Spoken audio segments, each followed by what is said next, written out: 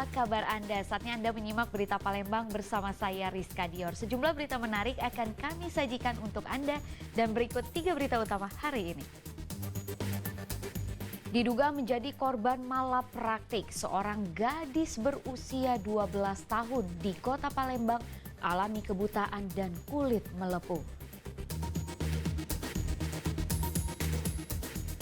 Sebuah truk pengangkut kayu balok terguling di Jalan Lintas Sumatera Palembang Betung. Kecelakaan disebabkan truk menghindari kendaraan lain.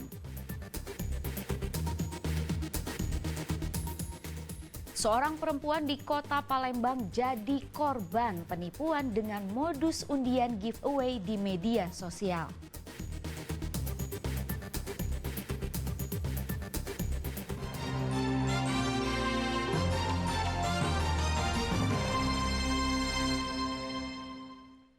Diduga menjadi korban malapraktik, seorang gadis berumur 12 tahun di kota Palembang alami kebutaan dan kulit melepuh usai berobat di klinik bidan dekat rumahnya. Merasa tak mendapat pertanggungjawaban, ibu korban melapor ke Polda Sumatera Selatan. Berlian Putri Arliza, gadis berumur 12 tahun, kini harus dituntun sang ibu untuk berjalan. Ia tak lagi bisa melihat. Warga Kecamatan Sukarami, Palembang ini mengalami kecacatan permanen di bagian mata usai diduga menjadi korban malapraktik setelah berobat di klinik bidan dekat rumahnya. Peristiwa ini terjadi pada bulan Juni lalu. Korban yang saat itu demam tinggi dibawa sang ibu berobat ke bidan terdekat. Sang bidan lalu memberi 6 jenis obat untuk penyakit korban. Namun setelah mengkonsumsi obat yang diberikan oleh bidan tersebut, seluruh tubuh korban seakan terbakar hingga mata korban tak dapat lagi melihat. Mulanya pihak keluarga tidak mengetahui jika sang putri menjadi korban dugaan malapraktik hingga akhirnya harus dirawat di rumah sakit. Pihak keluarga meminta pertanggungjawaban bidan tersebut, namun tak mendapat kejelasan. Pihak keluarga korban melaporkan kasus dugaan malapraktik yang dialami sang anak ke Mapolda Sumatera Selatan pada Juli lalu. Yang kok ya minum obat kan, jelasin minum obat dari bidan itu. Nah, tak lama itu dibilangin dari rumah sakit Maria itu alergi obat. Oh, ditolak alergi obat. Itu pun kami tahu tuh dari rumah sakit Maria. Dengan anakku nih mendapat keadilan, Mai. Oh, tidak. Iya. Kalau dia masih kecil, nak sekolah. Aparat pemerintah tempat keduanya tinggal juga melakukan mediasi terhadap kedua belah pihak, namun belum ditemukan kata sepakat. Kita kunjungi, ada visit juga sini kan, dan juga upaya-upaya lain pendamping seperti ini sudah kita laksanakan juga beberapa kali juga. Jadi info yang tadi benar Pak, untuk korneanya akan digantinya atau seperti apa Pak? Kalau untuk secara teknisnya kita juga belum tahu ya, karena kita tidak mengikuti sampai secara teknis dalam inian gitu kan. Kita cuma sekedar mengupayakan menengah di baik.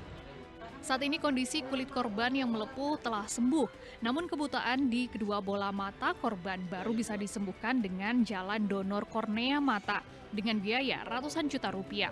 Sementara biaya pengobatan korban saat ini menggunakan BPJS Kesehatan dari pemerintah lantaran korban masuk dalam kategori orang miskin. Muhammad Ardiansyah Putra melaporkan dari Palembang.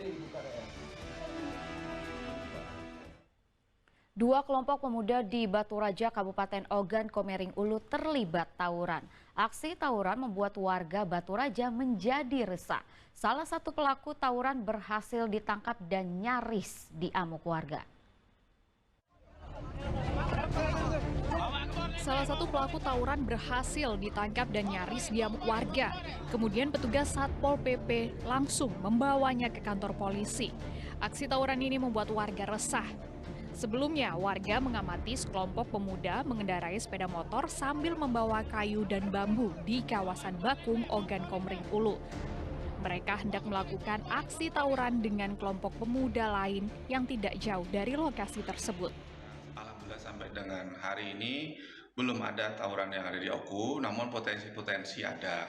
Sehingga kami saat ini menggalakkan kegiatan patroli malam atau bahasa kami KRYD, atau di waktu-waktu yang sifatnya potensi kerawanan baik balap liar, tawuran ataupun kerawanan kerawanan kejahatan lainnya.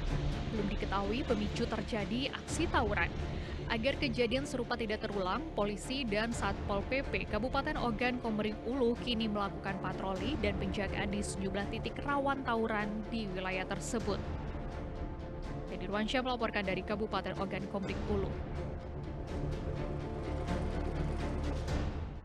Seorang anggota TNI Angkatan Darat menjadi korban pengeroyokan yang dilakukan oleh 2 orang juru parkir di halaman parkir sebuah apotek di Kota Palembang. Juru parkir tersinggung lantaran diberi uang sebesar Rp2.000. Aksi baku hantam ini terjadi di halaman parkir sebuah apotek yang berada di Jalan Jenderal Sudirman, Kota Palembang pada Kamis malam lalu. Seorang pria yang membawa seorang anak kecil menggunakan sepeda motor merupakan anggota TNI Angkatan Darat yang berdinas di Batalion Rider 200 Banyuasin.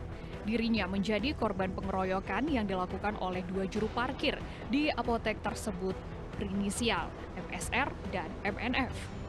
Keributan ini ditengarai dipicu oleh kesalahpahaman antara korban dan kedua pelaku. Setelah membeli obat di apotek, korban hendak memberi uang parkir sebesar Rp2.000. Namun kedua juru parkir tak terima. Terjadi adu mulut antara ketiganya hingga berujung pada aksi pengeroyokan. 2 juru parkir sempat mengambil senjata tajam yang disembunyikan di dekat lokasi kejadian. Beruntung warga sekitar yang berada di lokasi kejadian segera melerai kedua pihak yang terlibat keributan. Kasus pengeroyokan yang terjadi merupakan anggota TNI. Saat ini untuk pelaku juru parkir merupakan satu keluarga dan sudah diproses di Polsek Ilir Timur 1. Korban melaporkan peristiwa yang dialaminya ke Polsek Ilir Timur 1. Hingga tak berselang waktu lama, kedua pelaku diringkus aparat ke kantor polisi. Kini keduanya harus mendekam di balik jeruji tahanan Polsek Ilir Timur 1 Kota Palembang guna mempertanggungjawabkan perbuatannya. Muhammad Ardiansyah Putra melaporkan dari Palembang. Kongres Pergerakan Mahasiswa Islam Indonesia di Kota Palembang diwarnai kericuhan. Sejumlah mahasiswa pun sempat terlibat adu mulut dengan polisi yang menjaga ketat jalannya kongres di luar gedung Dempo Jakabaring Sport City.